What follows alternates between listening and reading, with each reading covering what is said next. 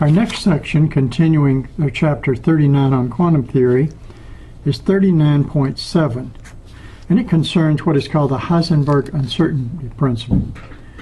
Now, as we just covered, Heisenberg was one of the three people that came up with the fundamental formulation for this wave that was to represent a matter kind of wave, so that particles didn't move like Newton described as little point masses, but actually had a wave associated with the probability that they would be at one place or another. Well, Heisenberg came up also with something so profound that many people consider it one of the most profound scientific advances ever made. It's called the Heisenberg uncertainty principle. He was able to show that this wave contains information both on the particle's position and momenta, but to know more about the position, you lose knowledge of the momenta, and conversely, to know more about the momenta, you lose knowledge of the position.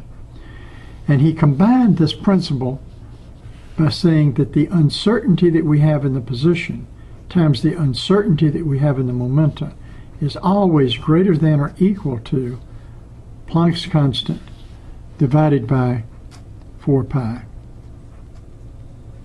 Or, as we sometimes write, we write h bar, which is h over 2 pi, and then this would equal to h bar over 2.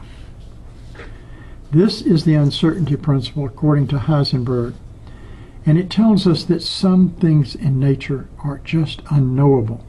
If you try to know more about position, you will lose knowledge of the momenta.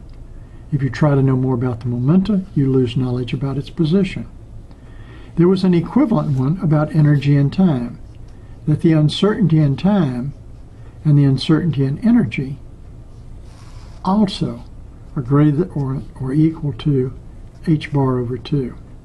You should get used to using this term h bar, which is defined as Planck's constant divided by 2 pi, because this is what we usually write as h bar.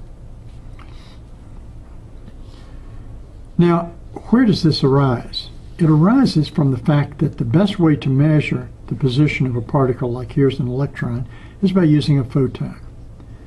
If we use a photon and it has a certain wavelength, then we can, when it bounces off and it comes back to us, we can say, oh, well, we know where that electron is to within one wavelength, and that's the uncertainty that it's going to have.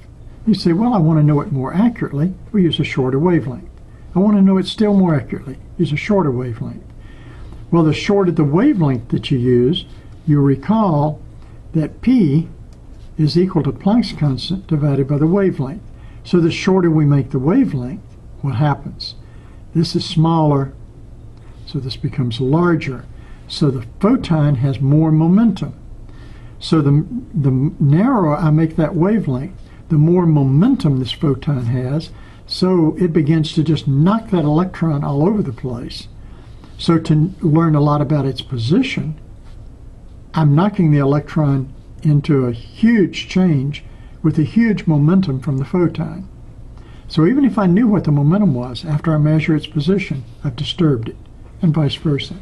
This whole concept of one observation interfering with or disturbing the results of another observation is one of the deepest in all of science. And it is reflected in our more advanced theories in what are called our concepts of Lie algebras and Lie groups, where in fact we have things that are like matrices, LA and LB, that do not commute with each other, meaning that LA acting after LB is minus LB acting after LA is different, and this is not zero. In other words, the order of things that we observe in nature makes a difference. And this is the more advanced mathematical framework in which we study that.